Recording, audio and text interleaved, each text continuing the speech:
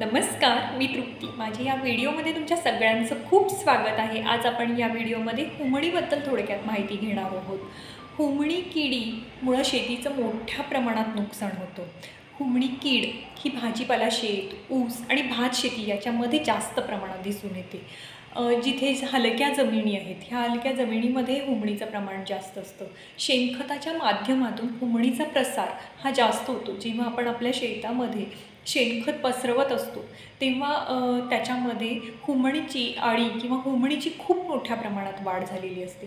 जर आपल्याला ते थांबवायचं असेल तर शेणखत घालण्याआधी मेटारायझियम या जैविक कीटकनाशकाचा वापर करणं अत्यंत उपयुक्त आहे. हुमणीचा कालावधी हा 5 ते 8 महिन्यांचा असतो.